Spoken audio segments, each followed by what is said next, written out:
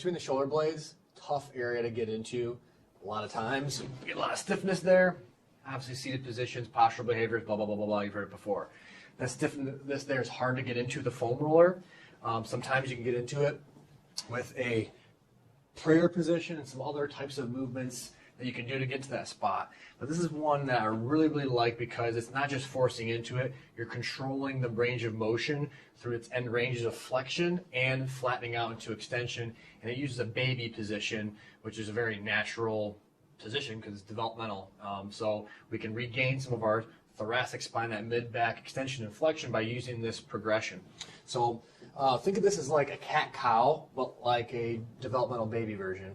And it's specifically to get active range of motion in that mid-back. So what we'll do is get into child's pose, or first position. The butt is going to go into the heels, and you're going to rest the forearms down, and then rest the head down. All right? We're gonna basically, I'll show you what it looks like ahead of time, then I'll show the details, because there are some details here. It can be a little bit tough.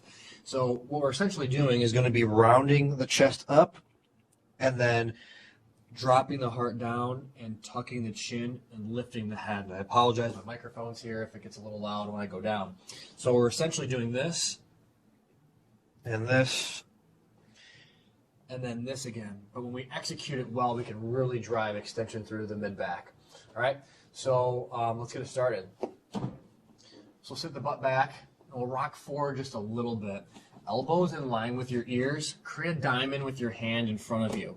Once you have this set, you want to imagine you're pushing your elbows outward, but you don't want to push them necessarily down or squeeze them in. You want to think elongating the elbows from the shoulder. Great. Once you have that, think about pulling your shoulder blades down toward your back pocket. Mitch, you mind showing this? So in my shoulder blades, up here. Good. We don't want to be up here. You want to think about pulling those down so there's some space between your shoulders and your ears here. Once you have that, elbows out, great. And then I'm going to tuck my chin in, and then think about dropping my heart out of my chest. When I have this position, it's really strenuous between the shoulder blades there. That's when you know you get it, because you can really feel that tension, tightness between the shoulder blades. That's what we want to finish with, okay? So now what we'll do is we'll drop the head down and think about camel humping that same spot toward the air, rounding your butt and your back. Take a deep breath. Breathe out. And then round a little bit more. And then slowly go to the opposite position.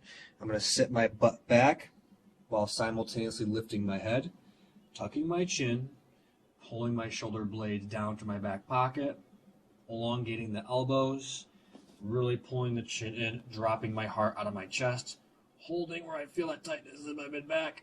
Take a deep breath in my belly. Good. And then again, drop the head down. Round the spine. Camel hump it toward the ceiling.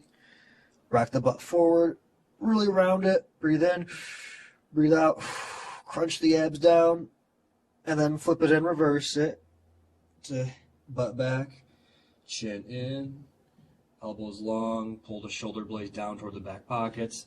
Shin tuck, spine long, pull the shoulder blades down, and get that feeling again.